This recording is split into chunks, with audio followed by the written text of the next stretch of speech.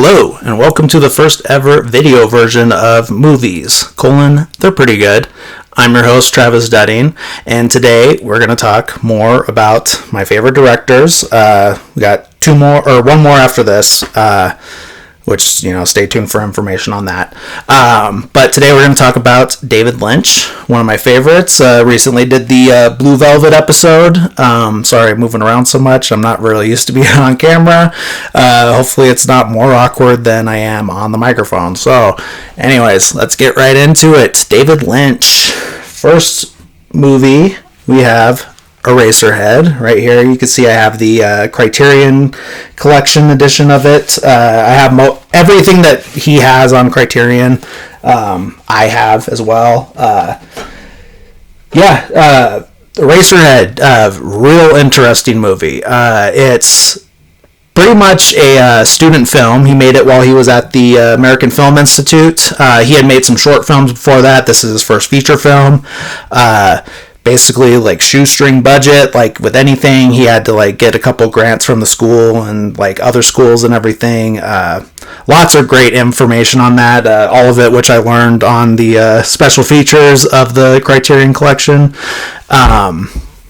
That's the great thing about physical media, is you get all those extras and stuff like that, and then you don't have to worry about your digital copy getting revoked because Vudu lost the license or whatever might happen in the future, and you don't have to wait for something to be on streaming. So I understand why people don't do physical copies, but I'm addicted to them. I also just love looking at my collection on my shelf and everything like that. But yeah, Eraserhead, a real interesting one. It's shot in black and white. It came out in the 70s, 77.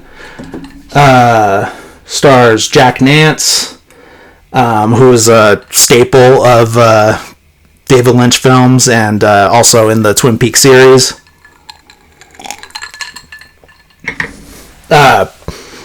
Just a real weird movie. It's very dreamlike, like a lot of his stuff. I'm probably going to say that for half of the movies at least. But very, very real, heavy makeup and special effects and stuff like that. Very dark. Not super narrative driven. It's just that's why I say it is very dreamlike, because it just feels like you're just in this space observing what's happening rather than seeing a story unfold. And it's not saying that there is no plot, because there is, but it just is a little all over the place, which is one of the things I love about David Lynch. And I can't really put my finger on why, because, usually when something just doesn't make sense or it's not outright, it could be a little frustrating. But there's something, I don't know, he has some kind of magical touch that when he does it, it feels cool. And when other people do it, you're like, okay, get a better writer. I don't know. I don't really know what it is about it. I find his movies to be very comforting in a weird way, because they are so dark a lot of the times. So yeah, that's Eraserhead. If you haven't seen it, check it out. All right, moving on. This is probably this is the first one where people really started to take him seriously. This is The Elephant Man. It's got Anthony Hopkins, and John Hurt plays a physically disfigured man, suffers from a lot of different things, and elephantitis being one, hence the name The Elephant Man. But Anthony Hopkins is this surgeon, finds him in a freak show at a circus in England. And this one is based on a true story, actually. So is one other one. But just super, very touching movie. Also filmed in black and white. This one came out in 1980. Just want to make sure I had that right. And actually, executive produced by Mel Brooks, who from the first director episode that I did. And one of the stars of the film is his wife. I almost said Annette Bening. It's not Annette Bening.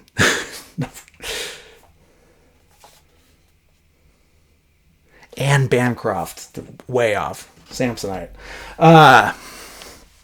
But yeah, real beautiful, sad and beautiful at the same time. Just gonna throw out the word bittersweet and leave it at that. But real touching movie. Real, like, again, using like the heavy makeup effects to make this disfigured man named John Merrick. I think that's not his real name, but that's what they put in the book about him and everything. So that's what they went with.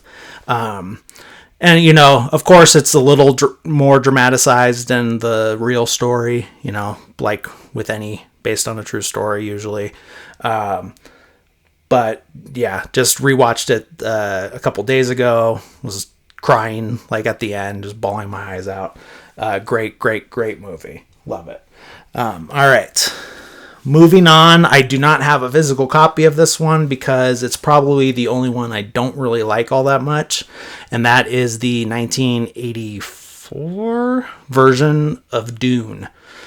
Okay, so I had never seen this one prior to the new Dune coming out, and watched the new Dune, thought it was, you know, pretty boring. It's like, what if Star Wars wasn't fun? And I was like, okay, maybe I'll like this David Lynch one. And no, not really. It stars Kyle MacLachlan as Paul Atreides. I'm not going to get too heavy into the plot or whatever.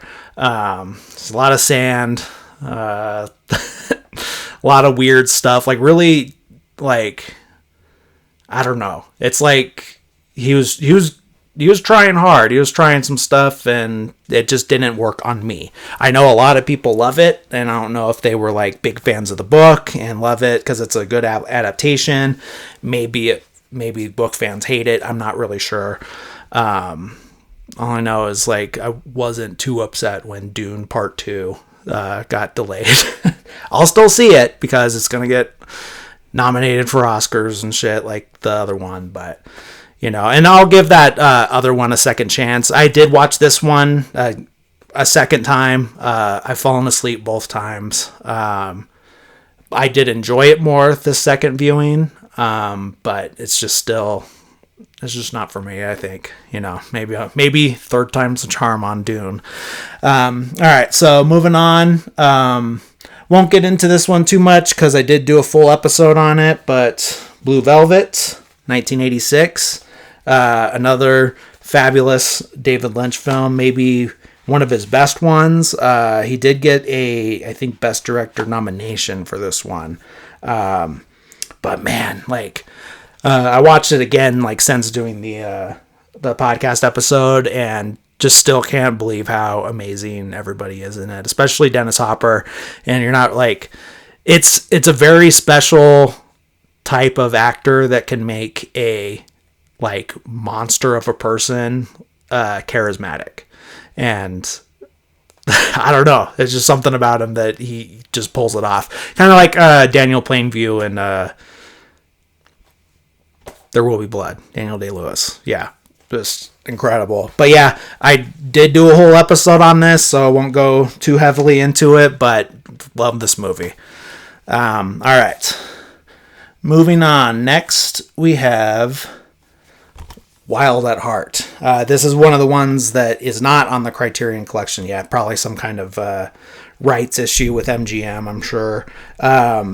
This is an interesting one. This one wasn't streaming anywhere. I literally just went to Amoeba in Hollywood, hoping that they had a copy, and they did. So I just bought it for like $25, and I'm glad I did because it's really, really, really good.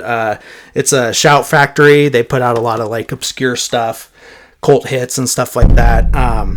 This one is about a Nicolas Cage plays Sailor, and Laura Dern plays Lula. He gets put in prison for killing a man in self-defense, but because Laura Dern's mom is into some like mob shit, she the guy was supposed to kill him, and Nicolas Cage kicked his ass, killed him, and went to prison, got out, and left with Laura Dern. The mom's still trying to get him killed and everything, and like at some point, Willem Dafoe's in there being unhinged like he usually is, and it is so good at. But yeah, this one's crazy. It's also like really absurd, because at some point at a metal show, he just like grabs the mic and starts singing Elvis, and the whole band knows the song and everything.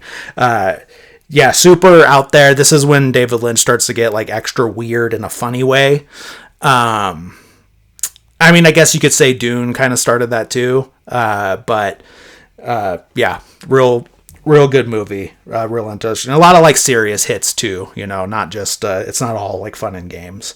But yeah, this one, if you haven't seen it, check it out. Real good. All right. Next. So this one is a prequel to the first two, I guess to the whole series of Twin Peaks.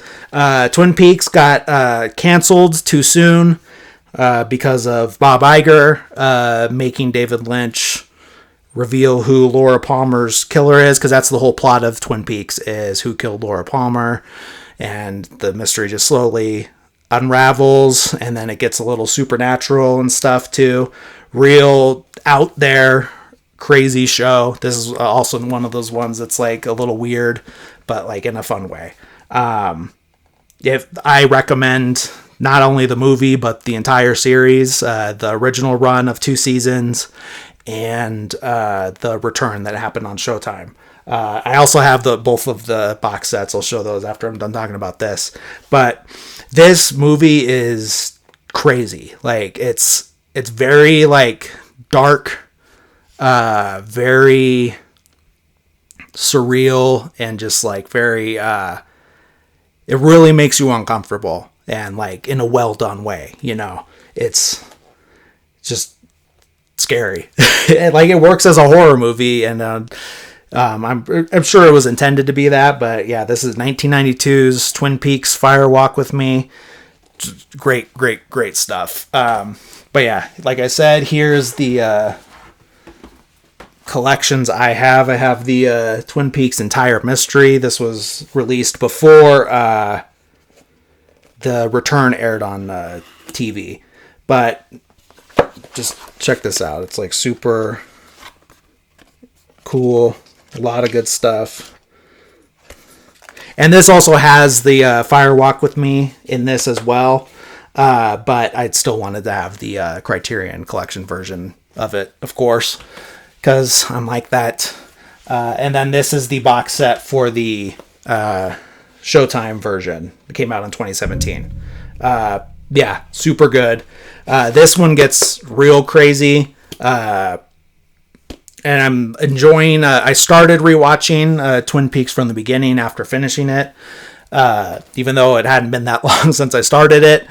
And I'm enjoying it even more because I'm finding like little hints of stuff. Like he's like paid off some random shots 30 years later in The Return that are like, was so unnecessary but so amazing how it worked out. All right. So I think, oh yeah. So this one's next. This is Lost Highway. As you can see from my t-shirt, one of my favorites of his. This one is just a real mindfuck, like real crazy. And also like super creepy. Great mystery, great horror, and then just great absurdity too, because you know it's David Lynch, and just like one of the craziest kills I've seen in a movie. Like a guy gets trips and falls into a glass top table and just splits his head in half like through there. Oof. I'm not gonna tell you who it is in case you haven't seen it, but oh man, this one is so wild and crazy. It's Bill Pullman and Patricia Arquette. Bill Pullman has the craziest sax solo since Lost Boys, I think. It's so out of nowhere. It's like very little context for it, and it like barely sounds good, which I think is like so funny about it. But I'm also not like a huge like. Oh no, I'm not gonna say that because I do like jazz. But yeah, like just super weird, eerie movie. If you're someone who likes to watch things while they're high, this one and the last one are your picks. And maybe Mulholland Drive as well. But yeah, Lost Highway, super good. All right, moving on. Next we have The Straight Story. That one I do not own a physical copy of yet.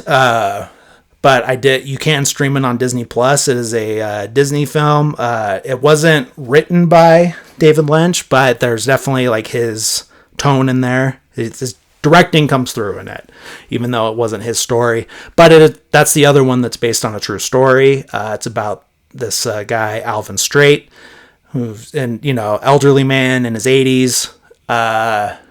Finds out that his brother had a heart attack. So he wants to go, a heart attack or stroke, I forget. But he wants to go visit him. He can't drive. So he takes his ride-on lawnmower with a trailer attached to the back and drives like, I don't know, a few hundred miles. It's crazy. This one's a real heartwarming one. Hopefully that spit didn't show up on camera. But real beautiful story, real touching. It's just him interacting with these locals that he meets on the way and everything, and telling stories and helping them with their lives and everything. And very introspective, very beautiful, very touching movie. It's definitely got that like Disney charm to it. But yeah, beautiful movie, and that's probably the least known of the David Lynch films, but yeah, great one. That's called The Straight Story. I think I said that, but all right, moving on. Next, we got Mulholland Drive. This is probably his best one. This one is, I had heard a lot about this one for a long time, and that's really the movie that got me into David Lynch. Way later than I should have, but once I saw that like opening act and everything, the scene at the Winky's Diner and behind the diner, insane. A little like people hype it up a little extra, I think, but it's still very good. I don't know. I think different things scare me, but it's definitely, I think the tone scares me more than the big moment that people always talk about.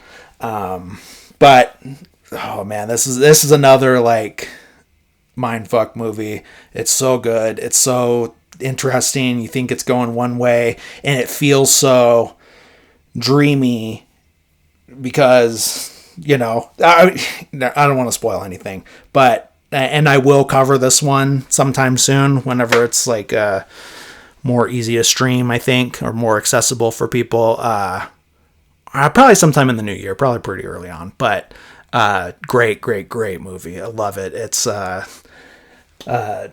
Naomi Watts is amazing in it. Laura Herring, I don't know. I haven't heard it said out loud, but a bunch of different people. Justin Theroux's in it. 2001, Mulholland Drive. Great movie. I can't recommend this one enough. But yeah, I'm not going to go too heavy into that one because I will cover it fully down the line. All right. So, last but not least, Inland Empire. This is the weirdest one of all of them. It is 3 hours long, shot on like early 2000s digital cameras. It looks insane. It looks fake almost. I forget, it took them like years to make it, I know that, but I forget like exactly how long, like how many months or whatever. But it is just so crazy. It's Laura Dern is in it, and she plays as an actress, and they're making this movie that is a remake of something from Poland, but that was never released because the cast got murdered or something. But it's, man, it is just so eerie, so uncomfortable, and like so little like happens that makes sense, and you're just along for the ride, and it's holding your attention the whole time. And like there's stuff that it's like not really going anywhere, and you're like, oh, well, that was a waste of time. And this one like could easily be that, but like I said, it's something about that David Lynch charm. It just like, it works. And it's like 3 hours of, and I still really couldn't tell you what actually happens in this. And it's so crazy, and it's so good. Just so weird too. Real eerie. This is probably the other, like this, Lost Highway, and Twin Peaks Fire Walk with Me are the ones I would say are like horror movies. Some people say Eraserhead, and it is like a body horror in a way, but it's just more tonal, I think, than like anything actually scary happening. But yeah, that's David Lynch. I wish he was, had something cooking, and who knows, maybe he does. I also have, but just not here with me, a Criterion of the David Lynch, The Art Life, which is a documentary about him that was made just a few years ago. That's really good. I think I talked a little bit about that in the Blue Velvet episode. And then on Criterion Channel right now is a documentary called Lynch Oz, which talks about all his tie-ins to The Wizard of Oz, and just how like he saw it as a kid and just it influenced him so heavily. Very on the nose and wild at heart. Like there is just straight up the witch's crystal ball, and the Glenda the Good Witch is just in there, and a lot of references to Wizard of Oz, red heels clicking together, all that stuff. But yeah, that was a super interesting documentary. I really enjoyed that. Really well done. I forget the director on that. But yeah, if you have a subscription to Criterion Channel, which I highly recommend, especially if you're into like weird shit like this, I highly recommend that app and streaming service, and I highly recommend that documentary. And that's also where you'll find a lot. If you haven't seen a lot of his movies and you're interested, if I did a good job, which I probably didn't, of getting you interested in them, that's where they're streaming a lot of the time. That's where I watched before I owned them. That's where I watched most of these films. But yeah, so that's David Lynch. That is the first video episode of the podcast. I hope I was looking into the lens. I probably wasn't for some reason. But yeah, I hope this was okay. I hope it wasn't bad enough to make me never want to do this again, but it probably wasn't. But yeah, stick around. I'm trying to get it scheduled, but should have a friend of mine as a special guest on the next episode. And if not, then soon. But stay tuned for that. If you're listening to this and want information on the YouTube channel or on all that, go to the Instagram. And if you don't use Instagram, then stay tuned for next episode, and I'll actually say on the air, this isn't radio, on the podcast, where you can find the YouTube videos version. These are free because I'm not like famous enough to do a Patreon or anything. I'm not going to make people pay to watch me because that'd be the biggest waste of money. But yeah, hope you guys are enjoying it. Thank you for listening. Thank you for watching, and hope you stay tuned in the future. Oh yeah, and the Instagram, in case you don't know, is at movies they're pretty good with no punctuation in it. All right, thanks again, and have a good day. Thanks. Bye.